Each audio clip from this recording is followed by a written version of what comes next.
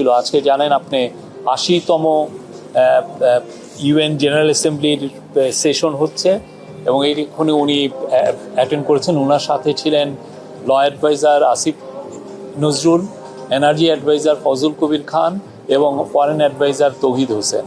আর এছাড়াও ছিলেন বাংলাদেশের permanent representative to UN Salahuddin Noman Chowdhury, তারপরে আমাদের এসডিজি কোঅর্ডিনেটর এবং senior secretary Lamia Morshed. UN general অ্যাসেম্বলির সাইড লাইনে ওনার অনেকগুলো মিটিং হয়। মিটিংয়ে ঢোকার মুহূর্তেই উনি যখন শুরু হওয়ার আগে ওনার সাথে চিলির ফর্মার প্রেসিডেন্ট মিশেল ব্যাশেলে, উনি আপনি জানেন উনি ইউএনের হিউম্যান রাইটস অফিসেরও প্রধান ছিলেন, বাংলাদেশেও সফর করেছিলেন। মিশেল ব্যাশেলের সাথে কথাবার্তা হয়। ওনার সাথে WHO-র chief director general Tedros Adhanom, ওনার সাথে কথাবার্তা হয়। তারপরে ওনার সাথে অস্ট্রেলিয়ান প্রাইম মিনিস্টার অ্যান্থনি অ্যালবেনিজের সাথে বেশ কিছু সময় কথাবার্তা হয়। ওনারা এই পুরো মিটিংগুলোতে আমাদের আর তাদের মধ্যে যে মিউচুয়াল যেই ইস্যুগুলো আছে সেগুলো ছাড়াও ইলেকশনের বিষয়ে আসে, রিফর্ম আসে এবং বিশেষ করে অ্যান্থনি অ্যালবেনিজের সাথে বাংলাদেশি যে কমিউনিটি অস্ট্রেলিয়ায় আছে তাদের বিষয়েও আলাপ হয়। উনি চিফ অ্যাডভাইজারকে জানিয়েছেন যে ওনার যেটা কনস্টিটিউয়েন্সি ওইখানে অনেক বাংলাদেশি অরিজিন অস্ট্রেলিয়ান নাগরিক আছেন এবং তাদের 21শে ফেব্রুয়ারির অনুষ্ঠানে উনি জয়েন করেছেন এর আগে একবার। এছাড়া উনার সাথে WTOর ডিরেক্টর জেনারেল এনগোজি ইয়োলা সাথে কথাবার্তা, একটা ভালো মিটিং হয়েছে। ওয়ার্ল্ড ব্যাংকের প্রেসিডেন্ট অজয় বাঙ্গার সাথে মিটিং হয়েছে এবং কুইন ম্যাক্সিমা অফ নেদারল্যান্ডের কুইন, তার সাথে কথা হয়েছে। এনগোজি ইয়োলার সাথে মূলত কথা হয়েছে WTOর যে রিফর্ম, আমরা গ্লোবাল সাউথের একটা রিপ্রেজেন্টেটিভ হিসাবে আমরা WTO রিফর্ম আমরা চাচ্ছি।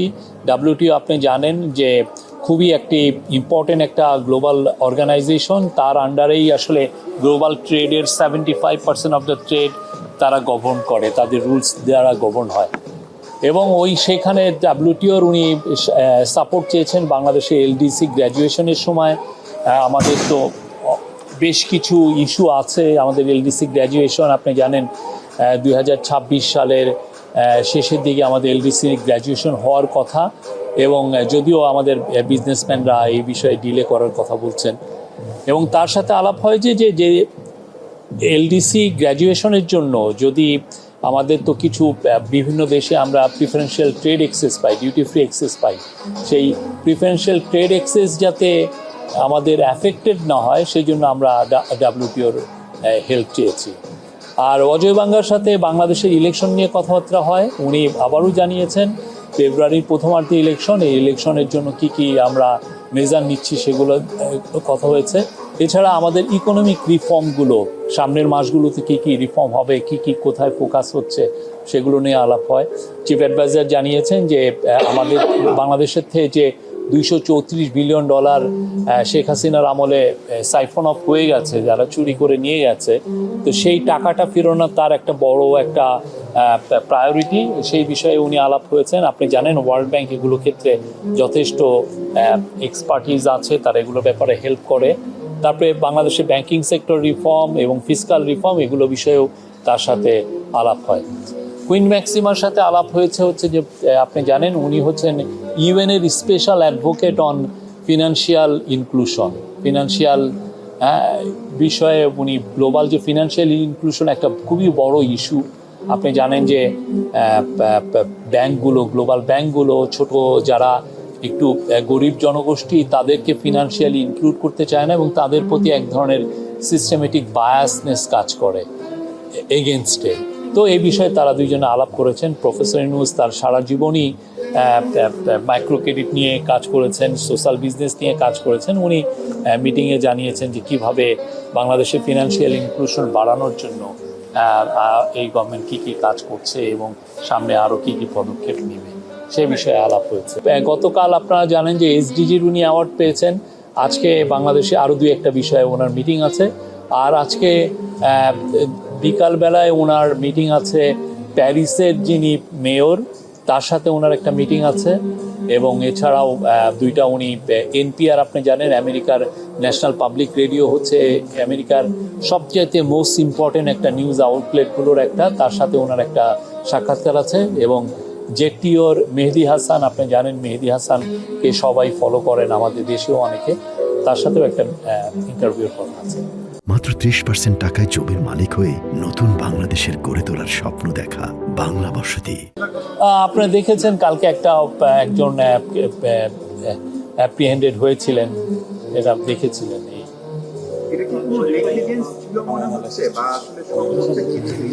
আমরা এই বিষয়ে একদম স্পষ্ট একটা বিবৃতি দিয়েছি।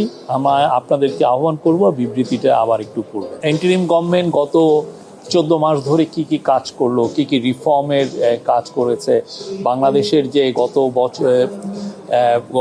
14টা মাস কত চ্যালেঞ্জিং ছিল, এবং সেই বিষয়ে এই চ্যালেঞ্জগুলো উত্তরণের জন্য এই গভর্নমেন্টের কি কি কাজ করেছে, ইলেকশনের প্রিপারেশনটা আমাদের কীরকম, প্লাস হচ্ছে গ্লোবাল যে জিও পলিটিক্যাল যে অনেকগুলো ইস্যু সেগুলো নিয়ে কথা বলবেন। রোহিঙ্গার ইস্যু থাকতে পারে, তো অনেকগুলো যেগুলো আমরা আমাদের গভর্নমেন্টে যে কাজ, তারপরে ট্রায়ালের বিষয়ে আসবে, রিফর্ম, ট্রায়াল এবং ইলেকশন তো আমাদের তিনটা প্রধান কাজের অন্যতম তিনটা প্রধান কাজ, সেগুলো বিষয়ে আসবে।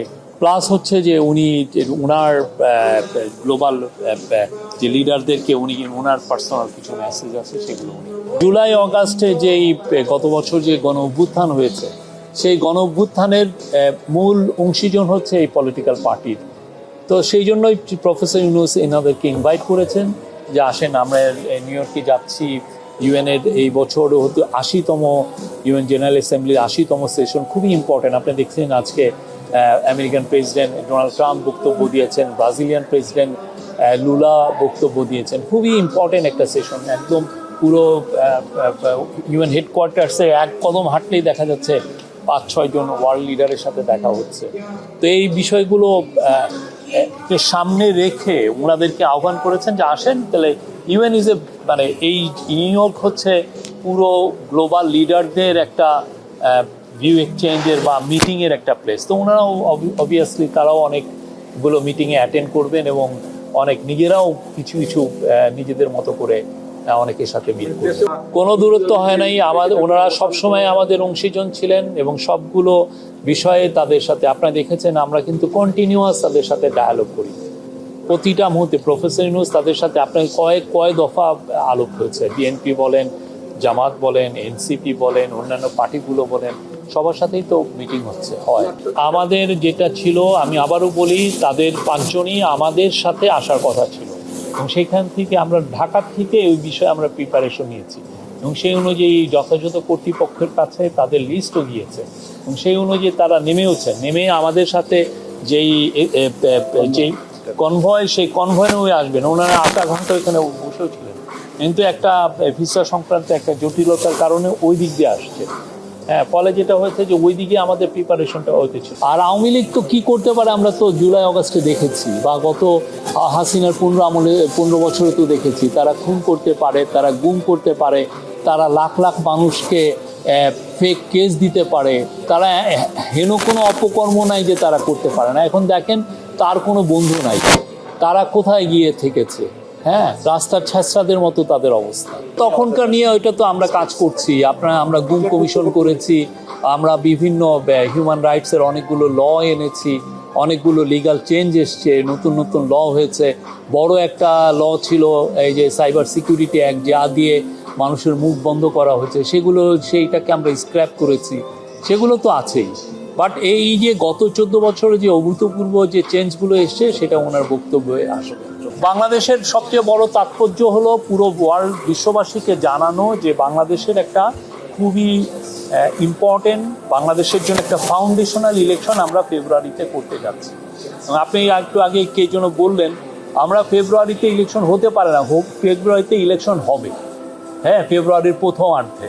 তো সেই বিষয়টাও জানানো এবং সেই যে আপনি 15 বছরের যে মিসরুল, যেই ধরনের অপকর্ম করা হচ্ছে, সেগুলোর থেকে বাংলাদেশের যে ডেমোক্রেটিক ট্রানজিশনের জন্য কি কি কাজ এই গভর্নমেন্ট করছে, সেই কাজগুলো সবাইকে জানানো যে কী ধরনের রিফর্ম এই গভর্নমেন্ট এনেছে, কী ধরনের ইকোনমিক রিকভারি হয়েছে। আপনি জানেন একটা ভগ্ন মানে একদম আর্থকোয়েক শ্যাটার্ড একটা ইকোনমি এই গভর্নমেন্ট ইনহেরিট করেছিল। সেই জায়গায় আমরা এই গভর্নমেন্ট কী কী কাজ করেছে ইকোনমিকে আবার সেই আগের জায়গায় নিয়ে আসার জন্য, সেই জিনিসগুলো মেসেজগুলো দেওয়া। আর মূল মেসেজ হচ্ছে যে আমরা ফেব্রুয়ারিতে 15ই ফেব্রুয়ারির মধ্যে ফেব্রুয়ারির প্রথমার্ধে ইলেকশন করতে যাচ্ছি এবং এটা একটা ফ্রি, ফেয়ার, পিসফুল, ক্রেডিবল এবং খুবই উৎসব মুখর একটা ইলেকশন হবে এবং সেটার বিষয়ে পুরো বিশ্ববাসীকে জানানো। এবং অলরেডি আপনারা এই গত ইন রিসেন্ট মান্থ প্রত্যেকটা ওয়ার্ল্ডের টপ লিডাররা, টপ তাদের এনভয়রা আমাদেরকে জানিয়েছেন যে তারা ফুললি সাপোর্ট দিচ্ছেন এই গভর্নমেন্টকে। কারণ উনি 51টা মিটিং করেছিলেন এবং উনি যে কথাগুলো বলেছিলেন যে কি চ্যালেঞ্জ উনি ফেস করছেন, সামনের চ্যালেঞ্জগুলো কি, ট্রায়াল একটা বড় চ্যালেঞ্জ ছিল, রিফর্মগুলো আনা একটা বড় চ্যালেঞ্জ ছিল, ইলেকশনকে জন্য দেশকে প্রিপেয়ার করা এটা একটা বড় চ্যালেঞ্জ ছিল, সেগুলো বিষয়ে তো অলরেডি উনি বলছেন এবং সেই বিষয়ে এই গভর্নমেন্ট যথেষ্ট কাজ করেছে। এবং আপনারা দেখবেন যে ফেব্রুয়ারিতে খুব ভালো একটা ইলেকশনের মাধ্যমে এই গভর্নমেন্ট তার এবং আজকে অজয় ব্যাঙ্গা তাকে জিজ্ঞেসও করেছিলেন প্রেসিডেন্ট, ওয়ার্ল্ড ব্যাংকের প্রেসিডেন্ট, যে আপনি এরপরে কী করবেন।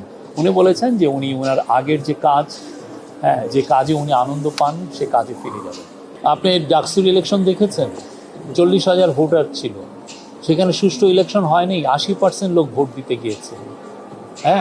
প্রত্যেকটা এবং যারা ভোটে এর চেয়ে বড় রকমের ইনক্লুসিভ ইলেকশন এবং পিসফুল ইলেকশন ডাকসুর ইতিহাসে আরেকটা হয়েছে, জাকসুর ইতিহাসে আরেকটা হয়েছে। তো বাংলাদেশের মানুষ তারা তাদের ভোটাধিকার প্রয়োগ করবে এবং খুবই ভালো ইলেকশন হবে। আর আওয়ামী লীগের আপনি 30-40% কোথা থেকে পেলেন আমি জানি না। আপনি কি নিজে কোনো সার্ভে করিয়েছেন? না, আপনি সার্ভে করিয়েছেন নাকি যে এটা 30% বা 40%? যারা খুনির একটা পার্টি, খুনির পার্টির 10% থাকলেই কি আর 1% থাকলেই কি? তারা মানুষের হাজার হাজার মানুষকে গুম করেছে, হাজার হাজার মানুষকে খুন করেছে। আপনি তো জার্নালিজমের কত 10 বছর হয়েছে বা 15 বছর আওয়ামী লীগের আমল দেখেন নাই?